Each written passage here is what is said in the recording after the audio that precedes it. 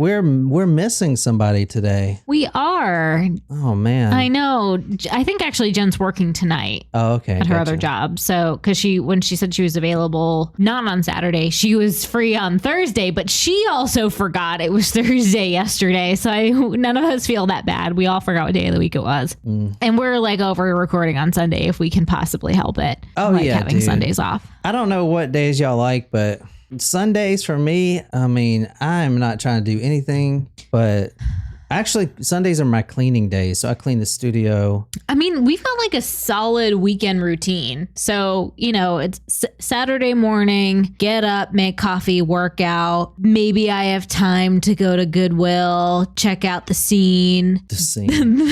And then we're back here ready to record by 1. We record until dinner and then I'm toast after that. Sunday, get up, make coffee, work out, go to Costco immediately. Yeah. Then go to Goodwill. And then by that time, it's already like after lunch. I mean, we got a lot going on. Would you like to tell people what you're known as? I am known as the chicken lady at Costco. So I buy 6 to 7 rotisserie chickens every week for the dog food. They call her the chicken lady. They do. I mean, it's $4.99. They're not changing the price. And it's a great deal. They're big birds. They're big birds. That's right. Like Harris Teeter will charge you. It's $7.99 for like a little dinky bird, dinky rotisserie chicken. So it's definitely worth it. And they're like if it's a different person that's at the checkout line or sometimes like non-Costco workers will ask me and they're like, what do you do with all of these chickens? Or like, oh, someone's planning a party. It's like, well, okay, well, first of all, if I was planning a party, what would I do with 7 rotisserie chickens? Like maybe make a great chicken salad. I don't know. But I was like, oh yeah, I make food for my dogs. And they're like, wow, how many do you have? Like, how many chickens are you getting? Like 3 dogs. Wow, I mean, they're lucky dogs. It's kind of messed up though that they refer to you as like maybe you wouldn't like that. Like what if you were a Karen or something and you were just like, I like rotisserie chicken and this is my meal for every day of the week. Maybe. Hey Martin, what's up, man? What's up? So, yes, I am the chicken lady, not the hickey lady. The hickey lady? What are you talking about? I haven't had a hickey since high school. Who the fuck's giving you hickeys? Wouldn't you like to know? I'm gonna contact them. Hey man, get your hands off my girl. You're like, what? It's literally been 15 years or 16 years since then, but it's cool. Don't choke on us. Guys, guess what? We're pulling out some bodies today. I shouldn't have said that so happy. Holy shit. It's a great day to talk about murder. All right. Yeah, so we're doing Dean Corll, and you know what? You don't actually have had to listen to episode 1 and 2 to listen to this one because we're just going to be literally pulling bodies out of a boat shed and talking about how they got there. So if you know a little bit about the serial killer, the dude's a serial killer, then you're fine, But you should go listen to those later if you want, Anyway, oh man, I just like ruined the mood. Shit, everyone was having fun. No, we're all having fun. We're all having a great time. So, is anyone drinking green beer? Your can is is green. Yeah. I almost said your can is beer. If you haven't heard the other Dean Corll podcast episodes, don't worry about it. We're not going to tackle him yet. Okay, that's going to be tomorrow. This is just pulling out some of the victims that were buried. And the title of this episode is going to be called Boat Shed Dead. What's wrong with your stomach? Ooh, it's brutal. Wasn't an answer. So we are going to a boat shed tonight. Well, there you have it. And I've never owned a boat. I've never owned a boat, but I have owned a shed. So I think I have some authority to talk about half of this story down. I think I qualify to talk about this story. You are an authority on the subject of sheds. Let's get going, man. We're going to Google Earth, and I'll put all these photos on talkmurder.com like usual, like I've always been doing. So if you're listening on podcasts right now, just go to talkmurder.com. And if you're on live stream right now, thank you so much for being here. Just look at your screen when I say, hey, look at this, but not right now. All right. Tonight we're going to a boat shed, and Okay. This is 1973. And do you know where we're at? What do you mean? What state are we in? Texas. Don't mess with Texas. All right, here we go. All right, well, this isn't all the way big, but... Hey, Wolfie. What's up, Wolfie? Hey, Courtney. Look at people are still joining us. Oh my this God. is great. Everyone's here. All right, so we're actually going to Pasadena. And this is the first time I'm looking this shit up too, guys, so I'm with you. I don't think it... How close is Pasadena to Houston? I don't know. I know there's a Pasadena, California, but I don't know where Pasadena, Texas is. Martin, do you know? I know Martin's in Texas. Pasadena. I think Amanda said she's also in Texas, right? Did I miss that, Amanda? I'm seeing Houston. I think Amanda said she's in Dallas. All right, well, we're looking for a boat shed. So we are going to Texas. Hello, other Amanda. Oh, Amanda. Or Amber. Sorry, Amber said she was from Texas, I believe. Hey, actually, I think this is it. Is that the house? The boat shed. Oh, it looks like, yeah, that looks like boat storage. Sorry, it's not all the Amanda. way big. Oh, Amanda and Amber are in Texas. There you go. Amber's in Dallas and Amanda's from Texas, Fort Worth. Oh, nice. So you guys know this story, obviously. Does everyone in Texas know this story? I mean, the Candyman is an iconic name. Even though I don't know the story, I know there's a serial killer named the Candyman. Don't worry, we're going to talk about the whole thing. It's crazy. I'm telling you, this guy he's probably literally probably the worst I've covered. This right here is the boat shed. So so it's almost like he has his own little storage unit within the boat shed. Huh? So is it he the only one in the particular boat shed? So it's almost like a little storage unit type thing, or this is Justine Corll's? No. So this is lot number 11. Okay, so it's part of a bigger like boat. Yeah. It's a boat storage. Yeah. Place. Okay, so it looks like it almost reminds me of like a little storage unit, or or almost like a like truck. What is it? Truck? Like a storage container. That's what it looks like from the outside, because it looks like it's like sheet metal type stuff, but it looks like it has, clear doors maybe that open up that are red. But inside it looks like boxes, maybe some plywood, some buckets of things. So it actually looks a lot smaller than it. This picture is deceiving, because check out these pictures, right? If I can get to them. Pasadena is near Houston, probably 5 or 6 hours south of where Amanda is. So here's another one inside the boat shed. So it looks bigger than it is. If I go back one, you see... Yeah, it looks like the size of a storage container. There, yeah, it looks small there, because I don't know. Yeah, it doesn't look like it's that deep, but when you get in there, it's big. I've never heard that before. But it looks like Lauren made this point. It looks like other people could access it pretty easily. It's a storage unit, and it's a storage unit facility that the woman. We're going to talk about the woman who owns it a little bit, because she has some quotes in here. But as a storage unit, other people do own lots. Well, they don't own them; they rent them. But you bring your own lock. Okay. So like a padlock or something. Yeah, padlock, just like a regular storage unit. Like I said, I've never owned a boat, so I've never had to need a boat storage. I mean, that would be freaking nice, apparently. But here's some photos inside of it, and you see what is this, man? Check this one out right here. We've been watching a lot of American. Yeah, I know that is exact. And last night, what we were watching, they were going through a huge storage unit, and I'm thinking like, I wonder how much is that bike worth? Is that a vintage? Are you not thinking that right now? Yeah. So okay. Disclaimer. We've been watching a lot of American Pickers. Like, that's all we watch now. So we get on a show and we watch every episode. Yeah, we're on season 2 of American Pickers. We got a lot to do. So I'm thinking, I mean, that's a nice piece. How much you think you want? I'd be a player for $50 for that bike. I mean, let's see what the boat looks like, and I'll make you an offer. All right, well, hold on. You just said something that's really weird. What? Regarding to the story. I'd be a player for? No, well, the bike. Why is there a kid's bike there? Oh, yeah. I didn't really think about that. That is kind of probably not good, is it? So a couple of things you see here. You see a Camaro. It's under a tarp. Should we not assume that there's a boat or a Camaro under that tarp? Huh? Like, is it bodies under that tarp?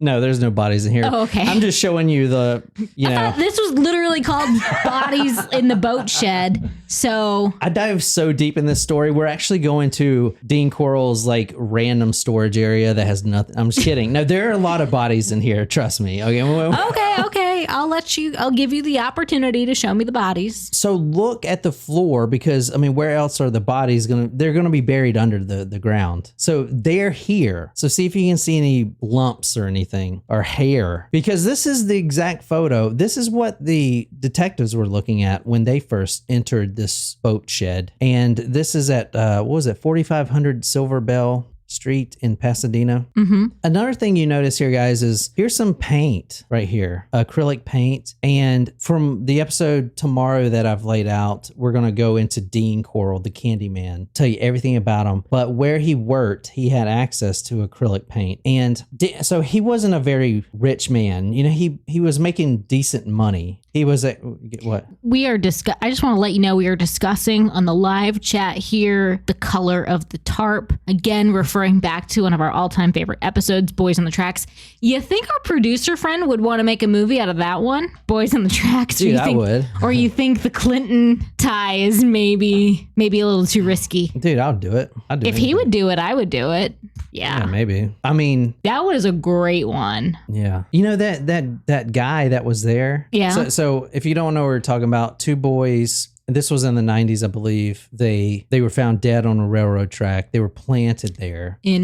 Was it Arkansas or Alabama? Arkansas, because that's where... I couldn't remember. Not to spoil it or try to, but the thinking is they stumbled upon a huge drug landing zone. In which the Clintons may or may not have been involved with. Yes, and there is an interview with a guy that was the guy that put the boys there. Mm-hmm. He was a big guy. He was a professional wrestler at one point.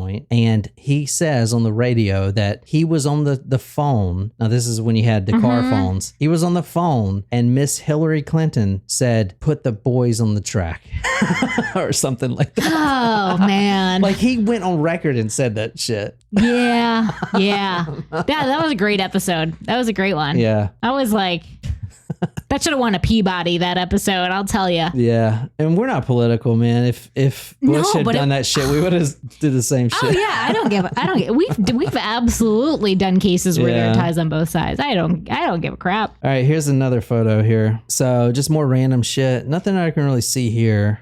Some sheet metal. Yeah. Looks like, is that a helium like balloon tank? Yeah, I was looking at that. Like, what is that? I was actually thinking about all the games I play. I was like, I wonder if I shoot that, it'll blow up. No, it won't because it's not colored red. There you go. There you go. Because if you shoot something in the video game that's red, I mean, it blows up. see, if I'm doing a pick here, so far the bike is the only thing I see that's intriguing. This would be a nightmare pick, I will tell you, if you're going to pick this, because the terrible odor that is emanating from this, which you're going to see here in a second. Oh boy. Because you're going to read some quotes. Now here's... Oh dear. What do we got in this bag? Bag number 1. Oh, there's your shoes, Nicole. How much? Oh God, but there's like stuff in it. It looks like a man's shoe, right? I don't know. With like a foot still in it, No. or no? Take a guess right now. How many bodies are under this boat shed? 8. Under it? No, I mean In it. In it. You said under. But they're not like in the stash in the car. They're buried. Okay, under the ground. Yeah. Be specific, okay? Like the appropriate prepositional phrase, like under, through, beneath, of those things matter. Oh man, we have some guesses going on. 9, 16. Should we give away a prize? Double digit. Sure, why not? All right, so we'll do whoever's closest to the number pulled out of the ground. Whoever that is, we'll send you something. All right. Well, everyone's assuming Wolfie's right. Is Wolfie right? She said 28. Yeah. What's the number? No, I said out of the boat shed. We're not doing all the other locations. Okay. Well, what's boat the shed. number? I'm not going to tell you now. It's part of the story. Oh my. All right. So I'm going to have to scroll back up later. All right, so 4500 Silver Bell, Pasadena, number 11. Inside this storage unit was a stripped 1971 Chevy Camaro, two 10-pound stacks of red top dehydrated lime. Why would they have that? Like lime you put in the margaritas? I'm assuming it's not that lime. I'm actually looking up red top lime. Let's see if it's still a company. I can't find it. So do you know what lime's used for? Is it for like corrosion stuff? Yeah. Like CLR, you know? I love CLR. I eat that for breakfast. It's so great. I hope you don't, because that is extremely toxic. There was also eight empty 20-gallon cans marked, quote, survival supplies, Office of Civil Defense, Department of Defense, drinking water.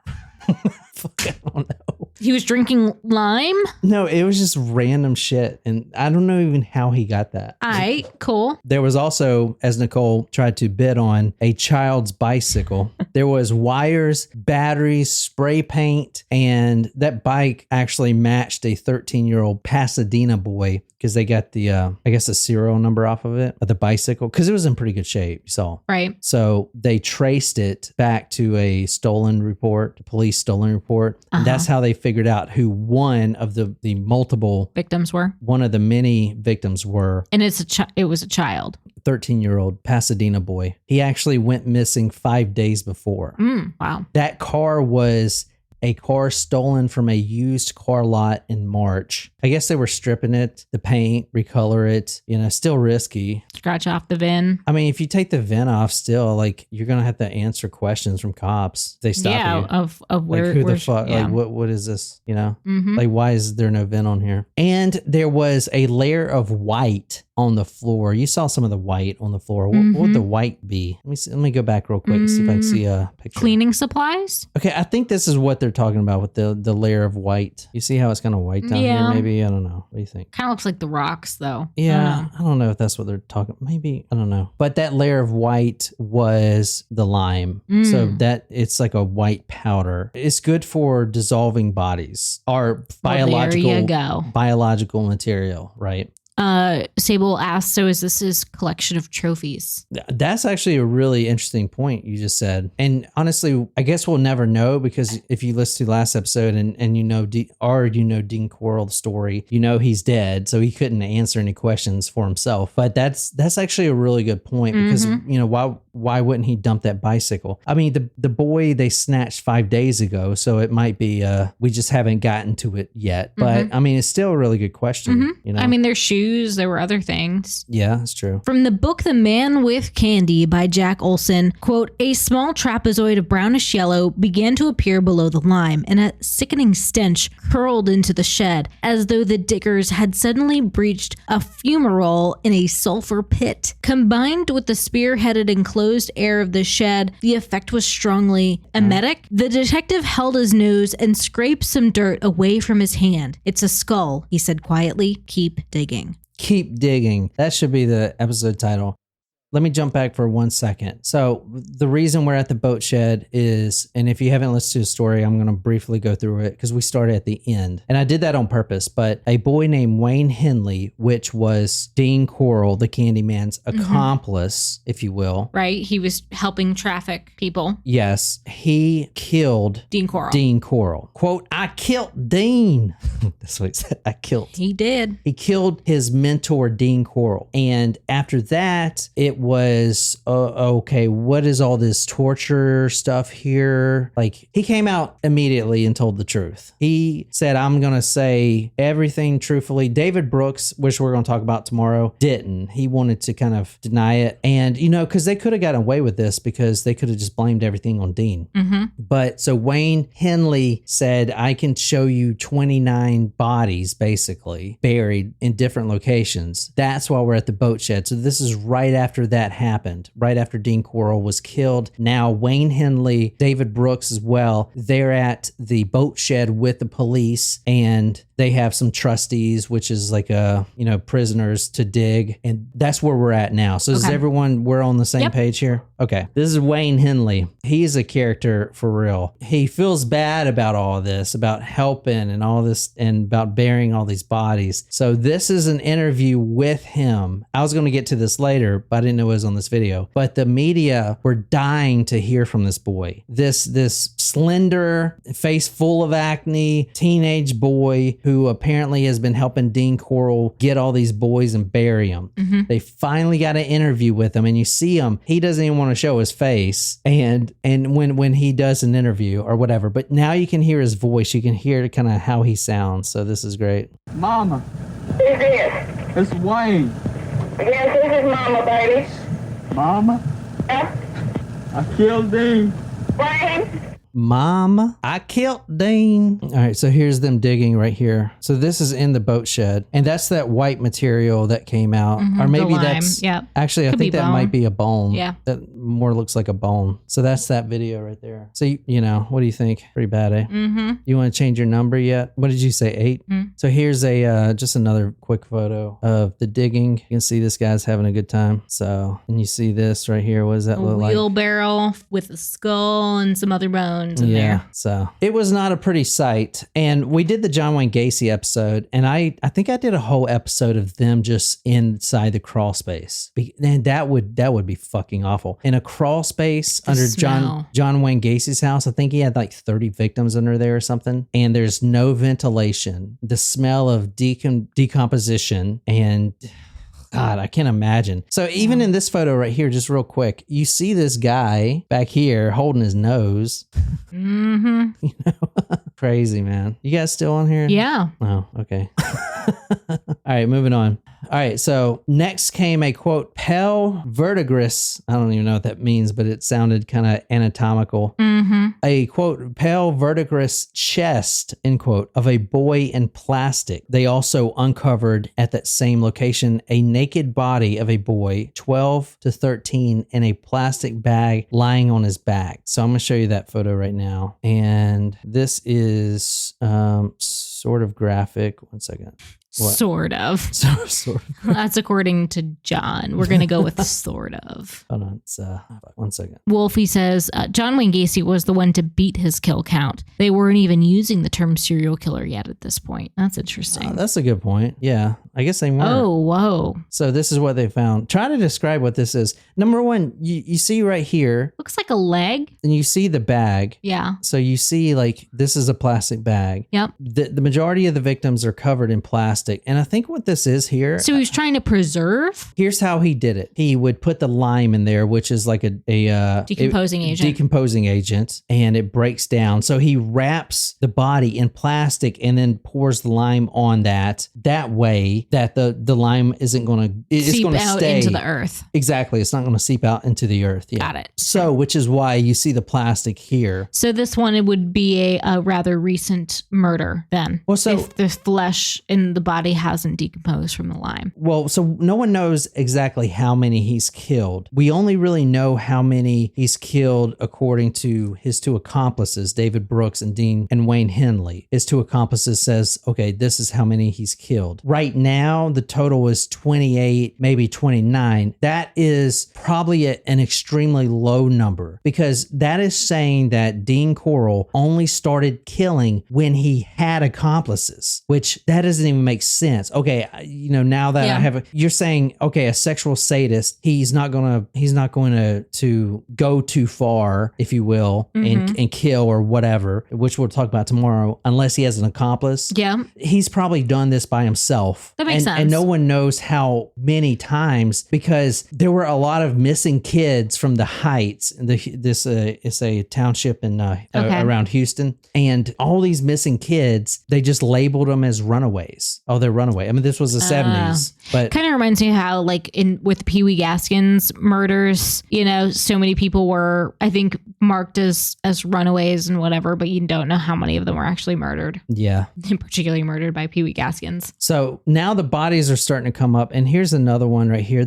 I think this is the same photo. Maybe, I don't know. It's just a better quality, maybe. But this is graphic right here. This is the. That is an entire body. Yeah. So you see, and I can't really tell. I think this is the butt, like the buttocks right here. Yeah, I think so. Mm-hmm. And this is maybe the back. That's the arm. Yeah, I think so. Yeah, the arm. That's the elbow. Obviously the head. P.S. Hey, Colleen. Oh, what's up, Colleen? I mean, so this is how far the body was buried. So let me go this photo here and then going back to this. So it's like right here, right? You would say like right here. Yep. Outside Wayne Henley. Mama, I killed Dean. Wayne is outside crying in the car. Now Wayne goes through some different personality changes, if you will. He is real relieved, as a lot of killers are, once they admit to everything. He's real relieved, but then he goes through this depression and this just mood swings, basically. And that was him on the phone. Mama, I killed Dean. Now we're going to talk about Wayne Henley a lot because the reason why I want to go into him is because he is trying to get parole right now, and he may actually get out of prison. Yeah. So David Brooks died of COVID. Oh, wow. Yeah, exactly. Which we're going to talk about him too, but Wayne more importantly, because he is actually trying to get out of prison right now. So I want to structure the episode on saying, should this guy be allowed out of prison or not? We haven't really went into his part of things. You know what I'm saying? Okay. Yeah, actually, I think Wolfie was asking about who the other guy was named Dave or something, right? Yeah, David Brooks. I forgot about the other guy completely, honestly. Yeah, I'm going to talk about him tomorrow. He wasn't there when Dean Corll was killed, and those first two parts was only the killing of Dean Corll. Remember Rhonda Williams? Yep. Yeah, the girl in the torture bed. So can you read the one I sent you? It's my fault. This is what Wayne Henley said. It's my fault, Henley said. I can't help but feel guilty like I done killed those boys myself, because I caused them to be dead. I let them straight to Dean. Sorry, I had to read it the way you typed it in it. No, so that's from the book, the Jack Olson book. So he really goes for the Houston accent. Yeah. So I'm going to try to read it. It's my fault. I can't help but feel guilty. I done killed those boys like I done killed those boys myself. I caused them to be dead. I led them straight to Dean. Straight to Dean. All right. Closer to the center of the boat shed, they pulled out, and this was 8 inches down, they found a layer of lime, bodies of 2 more teenage boys, one shot twice in the head, the other strangled with a Venetian blind cord, which is one of those, I don't know if we still have those, right? No, we don't have those. But the blinds, you pull down the string and the blinds go up. Now the blind, and a lot of these victims actually had the Venetian blind cord still knotted around their necks. Now this photo here is super graphic. This is the worst photo of the case. Here, I don't know. Can you describe this one for us? Ooh, geez, Louise. Yeah, that's okay. We are looking at a head and torso, looks bloodied, or there's some bodily juices up in that bag. Christ, I know. Hey. It makes me want to not eat meat anymore. That sounds so fucked up. And I'm not trying to be funny. It's just, I don't know. It just reminds me of that. So let me describe this from what I'm seeing here. And sorry, I know this is really graphic, guys, but like, I think this is the buttocks area right here. And these are the legs. I think he's kind of in a fetal position at this point. So this body is in plastic. This is obviously a new body that has been put there, and the body hasn't even broken through the second layer of skin yet. It's that bloody, layer of skin. Was it the dermis or some shit? Mm-hmm. So that's what you're seeing. That one's fucking terrible. Now, keep in mind, all of these boys, with the exception of one, and not a good exception, by the way, are between the ages of 11 and 13. So these are all young kids. I think everyone is now thinking the same thing about not wanting to eat meat. I know, dude, I'm not trying to be funny, but like, I don't know. I just thought in my head like a rack of ribs or something. I was like, oh, fuck. Ooh. When I saw that today, like I would not ask for like a burger or anything today when I saw that. Yeah. Like yeah. that affected me. Perhaps just a cheese pizza later. Extra sauce. Big ol' bites. Extra tomato sauce. Yeah. Well, Taro and Shram are vegan. Let's see. Oh, you're vegan? And Amber was like, damn it, I was about to go to dinner. May not eat meat now. We are ruining appetites everywhere. What did you expect? Oh, shit. Oh, I'm waiting man. on Chinese. Colleen, I know that you are in Holland. John said that we're doing a story tomorrow about your neighbor in Belgium. Oh, is that her neighbor? Yeah. Belgium's right next door, man. Oh, okay. You've been everywhere. Hey, Amanda, while you're waiting on the Chinese, I did a weird story. I could still eat Chinese food. The serial cat killers. You should listen to that. Why do you want to ruin it for everyone? Remember I did that story with... I do. That affected me, man. I'd rather... This is fucked up, but I'm just going to say it. I'd rather see humans die than animals. I don't care what animals, totally. man. Like, so I did a whole story on serial cat killers. Like, they would go around neighborhoods and kill cats. And that makes me sick, man. She heard it. She remembers it. She remembers that episode. There you go. From the book The Man with the Candy by Jack Olson, the boy had been strangled with a Venetian blind cord, still knotted in a tight noose around his neck. The mouth was opened so wide that all the upper and lower teeth showed. Poor kid, a detective said, shaking his head slowly. He died straining for air, or screaming. That's freaking terrible. I didn't know how hard it was to kill someone strangling them until I read this book. And apparently it's pretty hard to do. Even a kid. I guess they just do not die if you strangle them. I don't know. Good to know, I guess. Hey. Dean Corll has been renting this boat shed since November 17th, 1970. He was killed in 1973. Like this. That's a lot of opportunity. Dean Corll never owned the boat. He starts renting a boat shed before he even meets Wayne Henley and David Brooks. Well, he met them before they became his right-hand men. He's renting a boat shed, not planning to put a boat in it. Like, is there another location somewhere that no one knows and no one will ever know? Probably. If it wasn't for Wayne Henley, this would be the only bodies we have. There are a few more other locations that we're going to talk about. Oh, wow. And the boat facility is called the Southwest Boat Shed or something like that. I have it in my notes. But anyway, it's owned by a Miss Myener, and she is a sweet old lady, and she rents this out. And she actually loved Dean. Dean was the nicest person ever, which we're going to talk about. Everyone has so many great things to say about Dean. He was a nice person. He's the sweet candy man. Oh, no. So since 1970, he's been renting this boat shed for $20 a month and, quote, never a bit of trouble, end quote, said Miss Myener. Why, he was the nicest person you'll ever meet, she said. He had the most infectious smile you'll ever see. You mean Corll? Yes, Dean. Why, we were always talking to him. Just a week or two ago, he offered to give me some plants. He'd go out of his way to visit with me. Oh, she sounds so sweet. The only thing wrong with him renting there, I mean, he always paid on time. He was very nice. He would bring her candy. He's the candy man. He would bring her pralines. And the only trouble, and it wasn't even that trouble, and it wasn't his fault, apparently. I mean, it's not his fault. But after really heavy rains, when it just pours down and the water kind of seeps under the boat shed, it's so small. I shouldn't even mention it really, but other boat owners notice this terrible smell emanating from his storage unit, his unit. And that was pretty much the only trouble. That and one other thing I need to say, because it's really not even that big of a deal, but there was this neighborhood dog, kind of like a stray, and he would always just run over to Dean's unit number 11, and just sit there for hours, scratching at the door and whining, scratching the door. You know how dogs do. Probably I shouldn't even mention it. It's not even that big of a deal. Jesus Christ. Now you know. You should always mention it.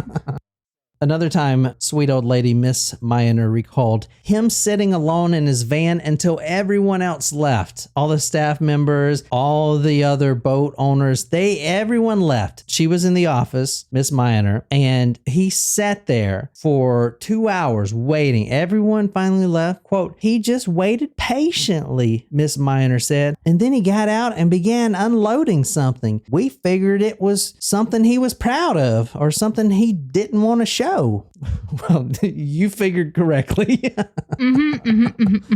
And I will say one last thing about sweet old Miss Miner. She didn't actually know what he was storing there because they bring their own padlocks, but she did tell the news media that he had been, quote, pestering her for months to get more space, end quote.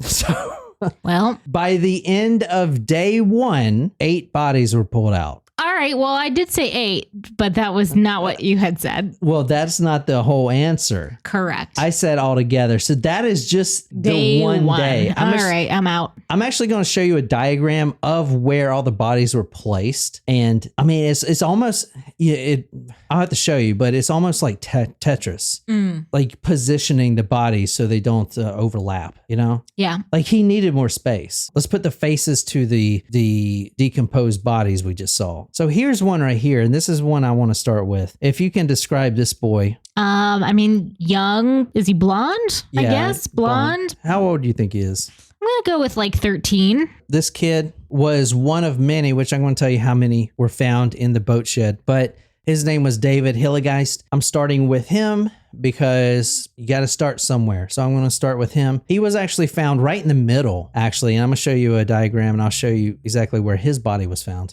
But it was right in the middle and there were bodies like on all the sides and everything. But he was right in the middle. And he went missing on Memorial Day. This was May 29th, 1971. And this boy in particular, this is what makes me think that Dean Corll has a lot more victims out there that no one knows about because this boy was a friend of Wayne Henley's, and Wayne Henley actually helped the family put up flyers. He had no idea that this happened. Just to kind of bring you in there. Kind of crazy, right? Yeah. So on Memorial Day, May 29th, 1971, this boy lived in the Heights. Now a little bit about the Heights. I told you township subdivision. It's actually the oldest one in Texas, I believe, set up like in the 1800s. Anyway, it's just a subdivision. It sounds like an apartment building, the Heights, but it's actually a town. Okay. Yep. 90% of the boys came from the Heights, which is crazy, right? Because like, where the fuck are all these Heights boys going? Yeah.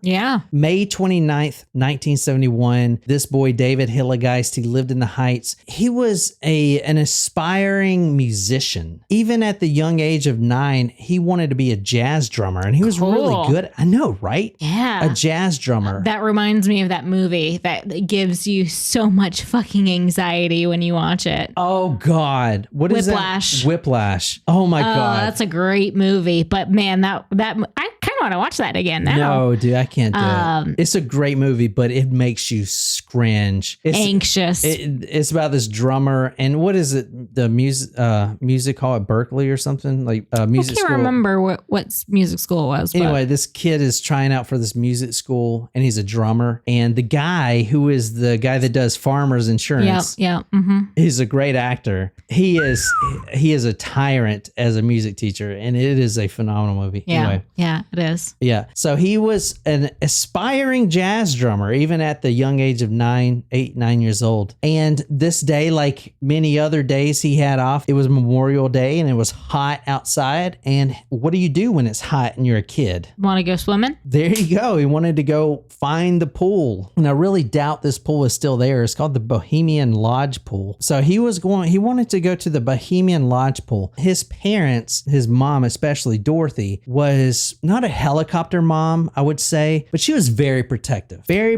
especially because, there's been reports of kids going missing. David Hillegeist goes missing. He's been wanting to play at the pool, but he needed a buddy. His mother is very protective. I'm going to show you her in a little bit. And I could do a story all on its own about the heartbreak of a mother losing her child. And this was the perfect family to do it because it shows you how how horrible the effects can be on an entire family. The mother eventually loses her voice because of this, not from screaming, but some people just, they go mute. It's really weird if you've ever seen it. Like people will just, something happens and I think it's like a psychological thing, but she just no more, right? Wow. It's weird. It's the stress, so much stress. And so many nights of waiting by a phone that never rang. I mean, it's just terrible.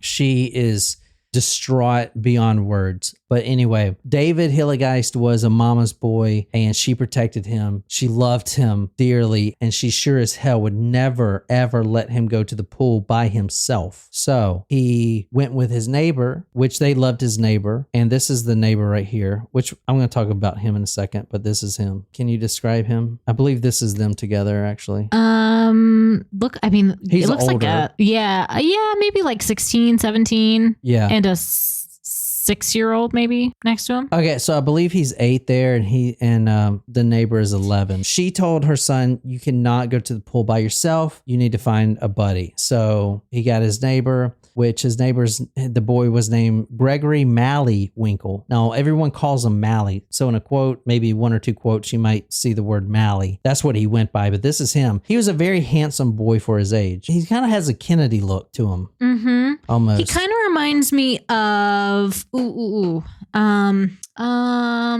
he remind me of the guy from Happy Days? Is that who I'm thinking of? I need to do my hair like that. Man, I fucked my hair up. You want to see it? It's terrible. Y'all don't want to see it. Yeah, he does kind of look like the guy from Happy Days. Yeah. Yes. What guy? I don't remember what the character's name is, but him. Yeah, I guess. I never watched it. I was more of a Fresh Prince kind of guy. Keep my wife's name out your fucking mouth kind of guy. Anyway.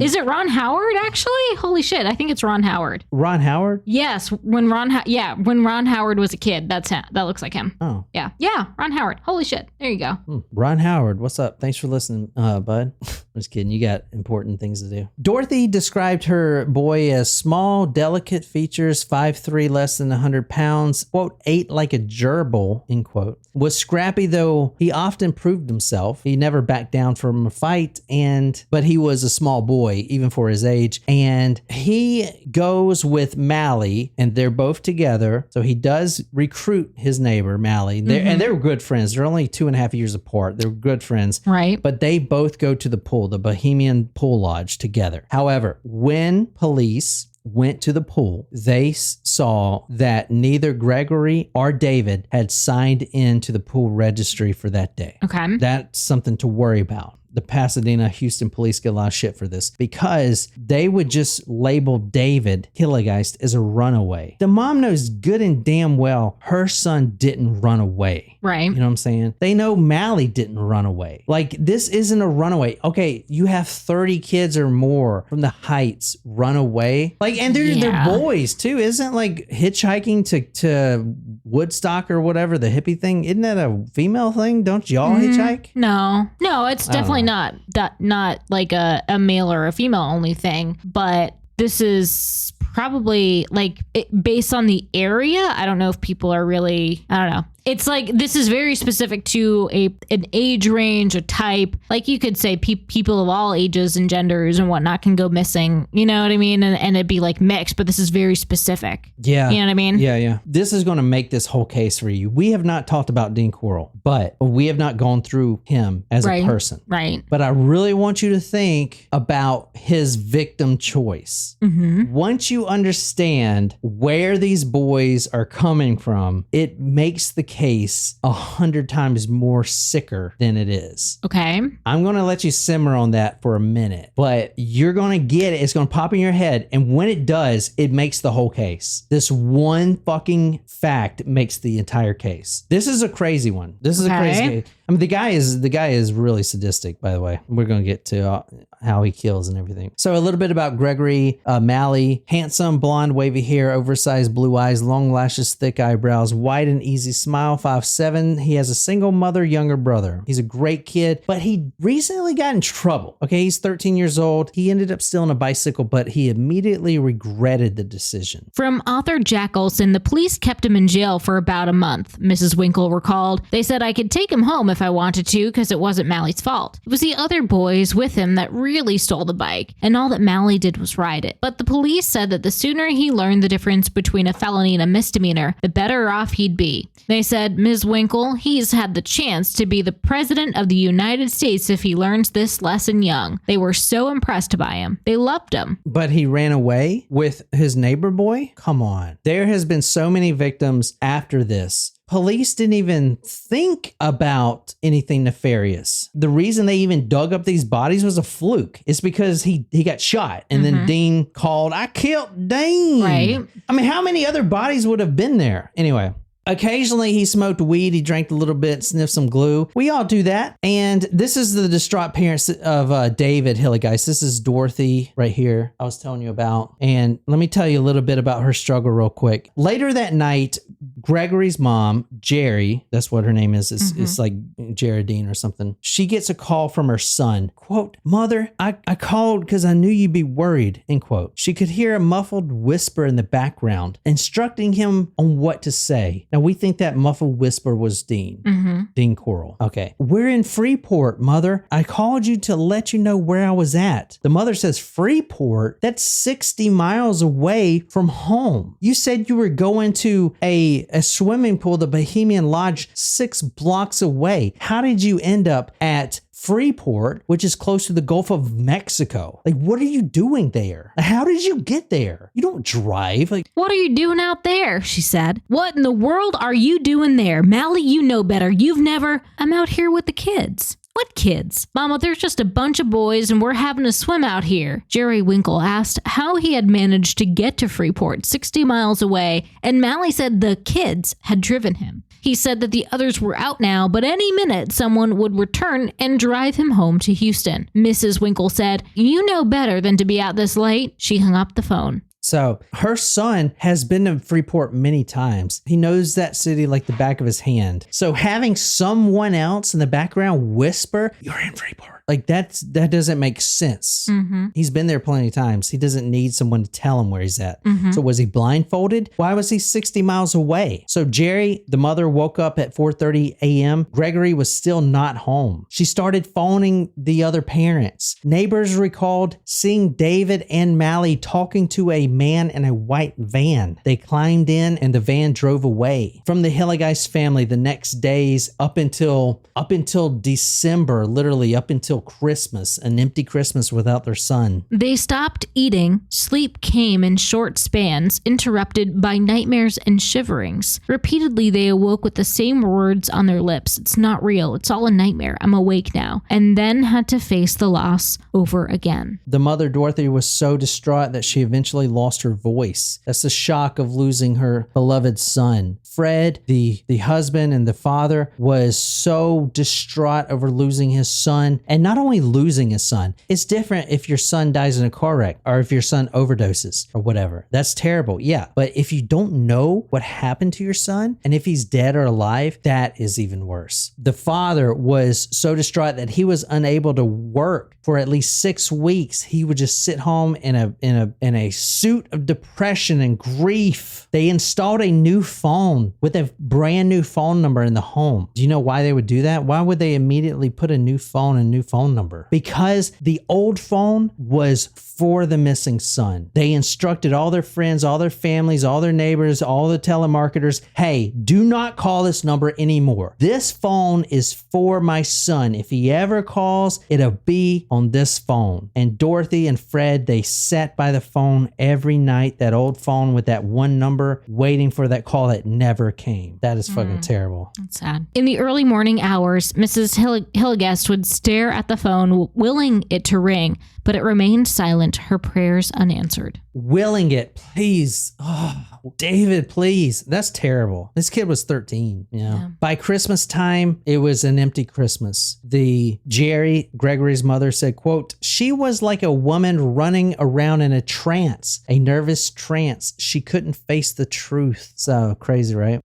the Hilligeist were very protective parents. Once David was 8 and Mally was 11, they had been at Mally's house, but the mother found out that instead they had visited a candy store. Okay, this is, and this doesn't, when her son goes missing in 1971, none of this is like, oh my God, the candy man. Like, what the fuck? Is it the candy man? None of this starts spinning because he's a nice guy. He's a nice candy guy. Like, this was a one-time thing. Like, what the fuck? Anyway, when a few years ago, when he was only 8 years old, Mally took him to this candy shop, the Corll Candy Company. We went someplace to visit, the child answered. Mrs. Hilgest spoke sternly. David, you know you were supposed to stay at Mally's. Whenever you go to somebody's house to play, that's where you're supposed to play. Well, Mally knows this man that has a candy factory behind the school on 22nd, and he's real nice. He has a pool table and everything. He gives us candy, and there wasn't anything wrong with it. Okay, before we go any further to that thing that I was telling you to realize about this case that makes it 10 times worse, that candy store, the Corll Candy Company, was right behind the Helms Elementary School. So that's a fact that we know. Check that off. Okay. Another fact, most of the victims came from that area in the Heights. Check that off. Okay. Most of the victims, like David Hilligeist, was between the ages of 11 and 13. Check that off. Most had known Corll, the candy man, throughout the neighborhood. Check that off. I told you in the last episode that at the time, the elementary school kids, years before, elementary school kids at Helms Elementary School would always go to the Corll Candy Company because Dean Corll would always fill their pocket with broken candy that he can't sell.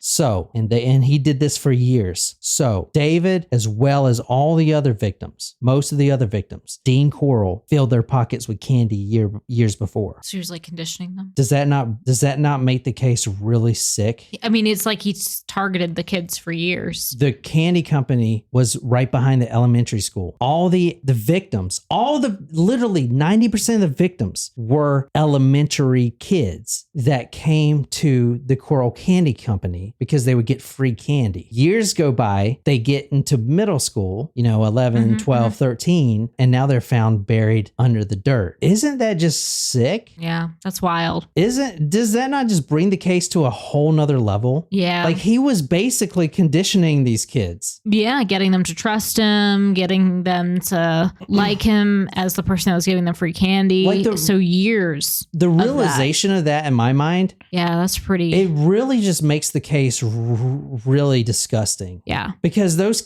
same kids that were buried, that he raped and tortured, which we're going to get to, and it's not good. Lovely. We're talking about some very dark shit that he would do. Some very, worse than Bob Berdella shit. Great. To these kids. Can't wait for tomorrow.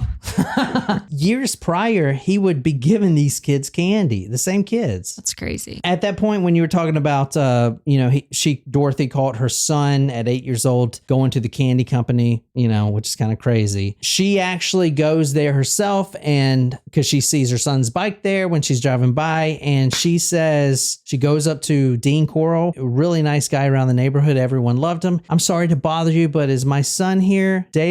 And he would say, quote, "Yes, ma'am," the man said politely, and produced Mally and David from the back room. Slightly ill at ease, Mrs. Hilligeist offered to buy some candy. The man sold her a small box of pralines and divinity for $1, quote, "and it was right good candy. I can still taste how delicious it was," end quote. That's fucked. Yeah. She would later find out that Mally's mother, Jerry, and Mally worked at the candy company part-time. They got jobs. Oh, wow. So Dean was actually conditioning Mally as well. He was working at the candy company, like sweeping away pecan shells and stuff like that. And when Mally was 10 years old, he came home and told his mom that the candy man had offered him a job sweeping up pecan scraps and peeling caramel off the floor. The mother was also offered a job dripping praline. So I told you to take a guess of how many bodies were found in the boat shed. Everyone was close, but that exact number was 17. And this is the positioning of the bodies in the boat shed. You see here that we have, like in the back here, but here's a body right here. Here's a body right here. And you see there's 17 here. You see how they're positioned? So you see the whole map. You see like that one we showed you, right? But 17 in total out of the boat shed. But 17 in total until they said, stop. We're done digging. Oh, so they didn't even dig more. The police did not even dig up all the spots. Well, interesting. There are more bodies to be found, which we're going to talk about tomorrow. I hope you guys like that. Wow, that was intense. Well, Sable had said 16. Shram said 18. But Wolfie was the one that said 17 in total found in the boat shed. But Wolfie said before that they didn't count all the bodies or something like that. And that is also true. There are most likely another 1 or 2 bodies in that same boat shed. How would they say stop? Like, that is actually... It's the same reason they didn't say anything when literally 30 kids go missing from the same neighborhood. I mean, to say stop, like you are, you're just like, you know what? It's not worth it to, like, you know, find out and identify all of these, bring families peace. Like, that's crazy, actually. I'm telling you. Wait, like what? I'm telling you, we're just gonna stop. They stopped. Who the fuck does that? They did. The same people that did not even put it 2 and 2 together, that all these kids from the same neighborhood at the same age were missing. They were runaways. So, what's the deal with this land now? Like, Okay. Can they go back and continue to excavate? I actually think they are, and I'm gonna get to that tomorrow because I'm still researching. But Wow. I think in recent news they have done that. But I want to say this case is not known as Dean Corll serial killing. This is actually known as a mass killing, which is crazy because Did he do it at the same time? no, not the same time, but they call it a mass killing because it was so many. You know, I don't know. They just call it the mass killing, I guess, because Wow. they just didn't put it 2 and 2 together. Wow. I don't know, but I hope you guys like that. I know that was a little long. I didn't think it was going to be that long, but I'm glad you guys stuck with There's me. a lot to it. And tomorrow we'll be on probably at 1 o'clock maybe. If not, just check the Yeah, one or maybe earlier. We'll see how motivated we are. But we are going to be there. And then Jen will be with us next week. Mm-hmm. She couldn't be with us this week, but this will be the end of Dean Corll. I also want to do like other big cases. This is what I do for a living. So I'm going to keep it on trucking, I guess. Keep on go. Keep it on trucking. And we are out. So we love you guys. And we'll see you tomorrow bright and early at 1 o'clock. And until next time, good night, you lovely, lovely people.